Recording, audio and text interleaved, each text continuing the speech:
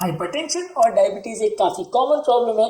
अक्सर 60 से 80% diabetic patients को हाइपरटेंशन हो ही जाता है, जिसकी वजह से ये एक सबसे लीथल कॉम्बिनेशन बन जाता है और ज्यादातर जब भी ये दोनों एक साथ में आते हैं पेशेंट को काफी ज्यादा प्रॉब्लम करते हैं।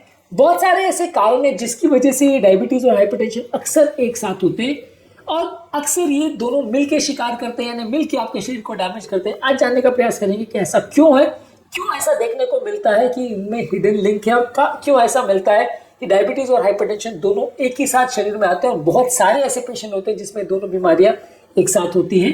टॉपिक पर जाने से पहले जो लोग हमारे चैनल पर नए हैं उन्हें रिक्वेस्ट करूंगा कि चैनल को सब्सक्राइब करें, क्योंकि इस तरह का हेल्दी और साइंटिफिकली करेक्ट कंटेंट हम आपके लिए लाते रहते हैं और इस तरह के हजारों वीडियोस ऑलरेडी हमारे चैनल पर अवेलेबल हैं। और वीडियो जरूरी लगे या हेल्पफुल लगे तो फ्रेंड्स फैमिली से किसी शेयर भी करिए, क्योंकि ये किसी की जिंदगी बचाने और बदलने के लिए उपयोगी हो सकता है। टॉपिक के दौरान कुछ इंटरेस्टिंग साइंटिफिक फैक्ट्स, कुछ प्रैक्टिकल यूटिलिटी की बातें, कुछ साइंटिफिक स्टडीज, कुछ प्रैक्टिकल इन्फॉर्मेशन आपको बताऊंगा जो आपको ज्ञान भी देगा और हैरान भी करेगा, और हमारा फाइनल वर्डिक्ट और ओपिनियन भी इस मामले में बताऊंगा। हमारी ओपीडी की कुछ किस्से कहानियां भी बताऊंगा, इसलिए बने रहिए हमारे साथ एंड तक। चलिए शुरू करते हैं हमारे साथ ये का सफर।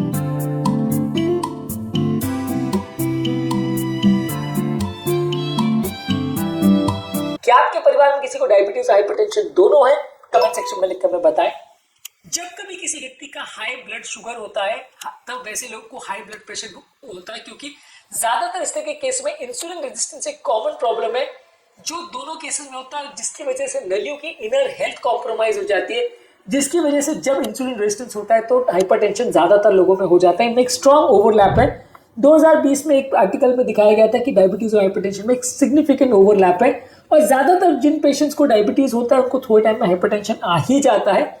उल्टा भी इसका सही है कि हाइपरटेंशन पेशेंट्स में भी काफी हद तक लॉन्ग स्टैंडिंग डायबिटीज होने का चांस ज्यादा है। हालांकि डायबिटिक्स में हाइपरटेंशन होने का चांस ज्यादा होता है as comparison to hypertensive patient में डायबिटीज होने का, क्योंकि दोनों में जो इंसुलिन रेजिस्टेंस अगर किसी व्यक्ति को हो गया तो वैस्कुलर कंडीशन या नलियों की कंडीशन लंबे समय में खराब हो ही जाती है और हाइपरटेंशन सूनर और लेटर ज्यादातर डायबिटिक लोगों में आ ही जाता है। डायबिटीज की वजह से नलियों की स्टिफनेस बढ़ जाती है, आर्टरीज की फ्लेक्सिबिलिटी कम हो जाती है, जिससे नलियों में रेजिस्टेंस बढ़ जाता है और इसकी वजह से ब्लड प्रेशर बढ़ जाता है।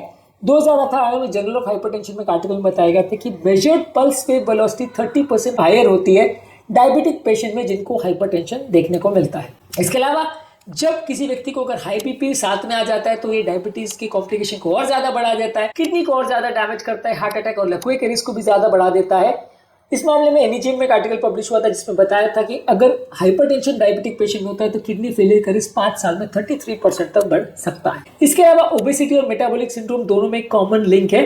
यदि किसी व्यक्ति का वेट अगर बहुत ज्यादा है और उसकी बॉडी में अगर बेली फैट है तो बॉडी में हार्मोनल चेंजेस और इन्फ्लेमेशन को ट्रिगर करता है, जिसकी वजह से हाई बीपी और डायबिटीज की प्रॉब्लम होती है। लैंसेट डायबिटीज और एंडोक्राइनोलॉजी में एक आर्टिकल में बताया गया था कि मोटे लोगों में कंपैरेटिवली डायबिटीज और हाइपरटेंशन होने का चांस 2.5 गुना तक ज्यादा होता है। इसके अलावा बहुत सारे ऐसे लाइफस्टाइल फैक्टर्स हैं जो दोनों को कोरिलेट करते हैं।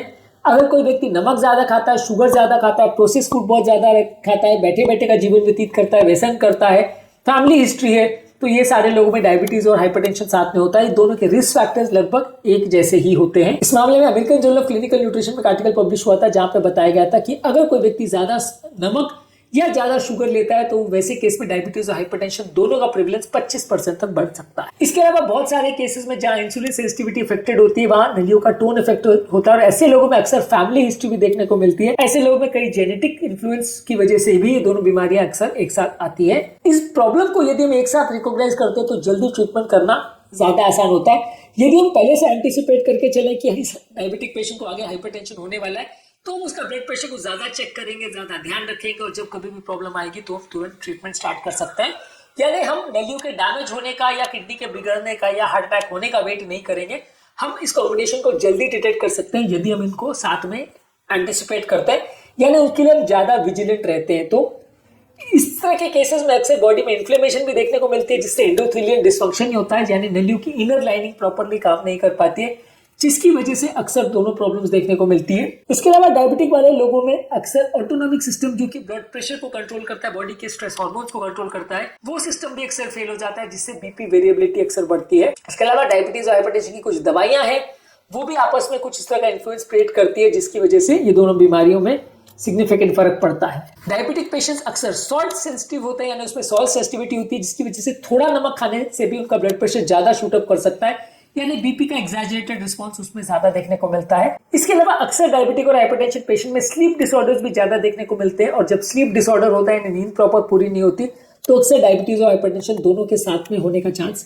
ज्यादा हो जाता है। इस रिलेशनशिप को समझना और इसको अपने प्रैक्टिकल लाइफ में डिस्कस करना और इसके बारे में सोचना और पहले से प्लान करना अक्सर इसलिए जरूरी हो जाता है, क्योंकि जब भी बीमारियां दोनों साथ में आती हैं, यदि आप दूसरे को एंटिसिपेट नहीं करते और बार बार उसके लिए जांच नहीं करते हो, तो कई सालों तक आप उसके डिटेक्शन को मिस कर सकते हो, और अक्सर आप दूसरे प्रॉब्लम को तब डिटेक्ट करते हो जब ऑलरेडी डैमेज हो चुका होता है। इसलिए अगर कोई व्यक्ति डायबिटिक है तो उसमें बीपी का ज्यादा फ्रीक्वेंटली चेक होना चाहिए, कोई व्यक्ति अगर हाइपरटेंसिव है तो उसमें डायबिटीज का ज्यादा फ्रीक्वेंटली चेक होना चाहिए, क्योंकि ये दोनों बीमारियां अक्सर साथ में आती है। और वैसे व्यक्ति में यदि मोटापा भी है, मेटाबॉलिक सिंड्रोम भी है, तो अक्सर ये सारी बीमारियां कोलेस्ट्रॉल की प्रॉब्लम और हार्ट अटैक्स को भी अक्सर ज्यादा लेके आते हैं। तो ये सारी चीजों के बारे में ज्यादा सजग रहने की और ज्यादा जांच करने की आवश्यकता है, नहीं तो जब भी प्रॉब्लम मिस हो जाएगी, लॉन्ग टर्म प्रॉब्लम्स और लॉन्ग टर्म कॉम्प्लिकेशंस होने का चांस बढ़ जाता है। और अक्सर ये कॉम्प्लिकेशन होने के बाद यदि आप प्रॉब्लम को डिटेक्ट करते हो तब तक बहुत लेट हो चुका होता है और अक्सर बीमारियां रिवर्स नहीं हो पाती है।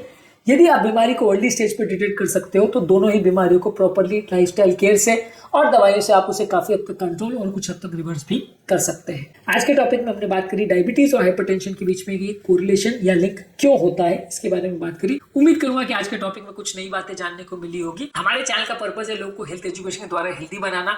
इस मिशन में आप हमारे सहभागी बन सकते हैं, चैनल को सब्सक्राइब करके, वीडियोस को शेयर करके। यदि आपको कंटेंट यूजफुल लगता है तो फ्रेंड्स फैमिली के साथ इसे शेयर भी करिए, क्योंकि किसी की जिंदगी बचाने और बदलने में उपयोगी हो सकता है। आपके कमेंट्स हमें जानने में मदद करते हैं कि आपको हमारा कंटेंट कैसा लगता है, और वो हमारे मोटिवेशन और इंस्पिरेशन का भी काम करते हैं। इसलिए वीडियोस को देखते रहिए, शेयर करते रहिए और हेल्थ के सफर में आगे बढ़ते रहिए।